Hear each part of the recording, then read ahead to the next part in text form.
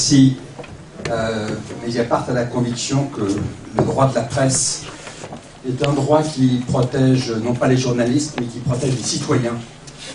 L'information est au cœur de la vie démocratique et c'est à ce titre que je suis là pour faire part un peu de nos réflexions comme journalistes, de l'état dans lequel nous sommes et de ce que devrait être, à notre sens, une grande réforme démocratique pour consolider ce droit à l'information qui est, à notre sens, très gravement menacé. Vous savez que Mediapart, c'est un projet, un rêve, une ambition de refonder une presse indépendante.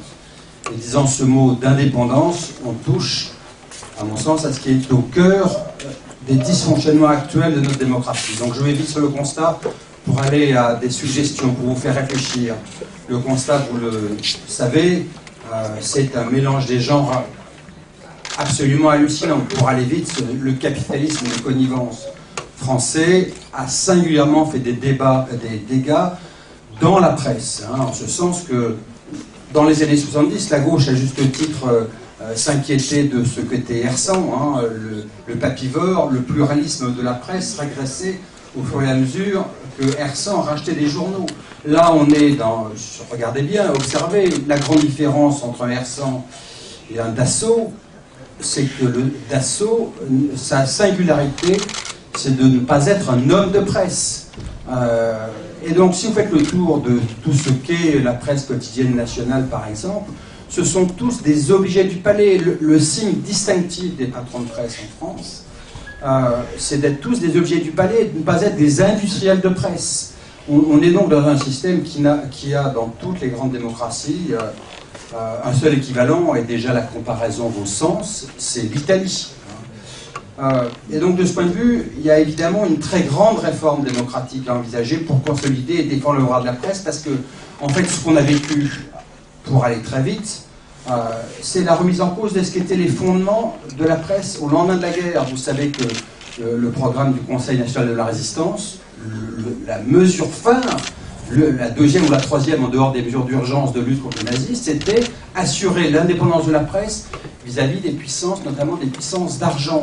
Et toute la presse française a été construite à la Libération sur ce modèle. C'est vrai de la presse régionale, des grands régionaux qui étaient issus des mouvements de résistance, mais c'est vrai si vous prenez le modèle du Monde ou ensuite le modèle que Libération a copié, c'était celui-là. Assurer l'indépendance, c'était des journaux propriétés de leurs journalistes. Et le grand mouvement auquel on a assisté, ça a été d'abord une normalisation économique. Vous en voyez les ultimes rebondissements aujourd'hui avec ce qui se passe au sein du journal Le Monde. Normalisation économique, c'est-à-dire que les exceptions françaises que constituait Le Monde, journal propriété des journalistes, ou Libération aussi, et de la normalisation économique, ceci a généré aussi une normalisation ou une banalisation ou une instrumentalisation éditoriale. Une sorte de pacification de la presse, c'est l'absence d'indépendance. C'est vrai pour les Échos, c'est vrai pour tous les journaux. Donc du coup, et donc les ravages de ça, vous les voyez, ça a été dit, ça a été une presse malmenée, parfois aux ordres. Donc ça a été des insultes pour Mediapart quand on a fait la séquence des enquêtes Bettencourt, fascistes, ensuite il y a eu la séquence pédophile, il y a eu la séquence... Je passe le constat, vous le connaissez.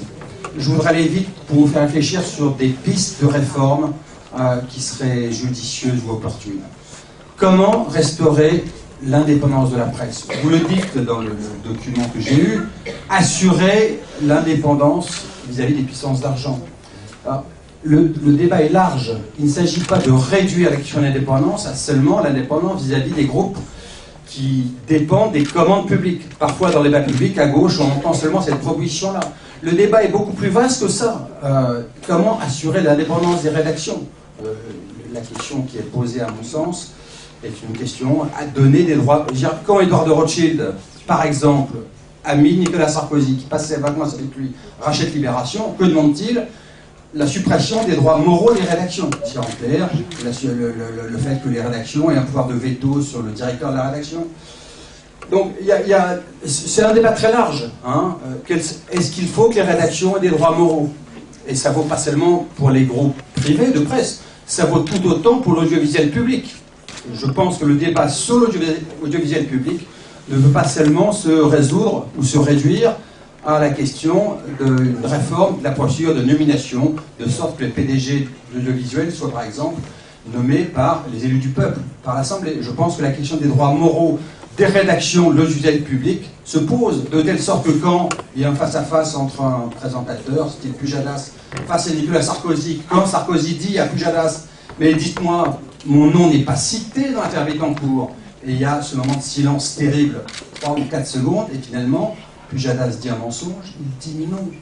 Et donc la question, c'est pas de mettre en cause Pujadas, je le dis avec fermeté, c'est pas une sorte de stigmatisation d'un journaliste, il faut que la logique de peur soit inversée. Il ne faut pas que le journaliste, dans son travail, ait peur de la hiérarchie qui vient de l'Élysée, il faut qu'il ait peur de la sanction professionnelle de sa rédaction en disant non, les critères d'honnêteté ne sont pas réunis. Je poursuis sur d'autres propositions rapides. 2 minutes. Je pense qu'il y a une grande réforme envisagée consolidant le droit de la presse, qui est une réforme du droit à l'accès aux sources. Vous savez qu'en 1966, pendant la guerre du Vietnam, il y a eu aux États-Unis ce qu'on appelle le Freedom of Information Act, qui donne la garantie aux citoyens d'avoir accès à tous les documents. En Suède, même un citoyen, de manière anonyme, peut demander des documents. En Finlande, depuis la crise financière, un citoyen peut même demander des documents qui concernent une entreprise dès lors que l'entreprise est en relation avec l'État. Imaginez ce qu'aurait été, pour les journalistes et pas seulement, le traitement des affaires Bettencourt, où il y a des présomptions de fraude fiscale. Cette question de l'accès aux sources est un droit démocratique majeur. Autre volet, à mon avis, d'une réforme qui consoliderait le droit de la presse et la liberté d'informer, la protection des sources. En Suède,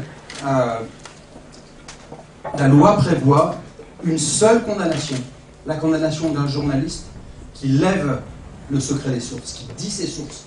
Dans ce cas-là, c'est le journaliste qui est condamné s'il le fait.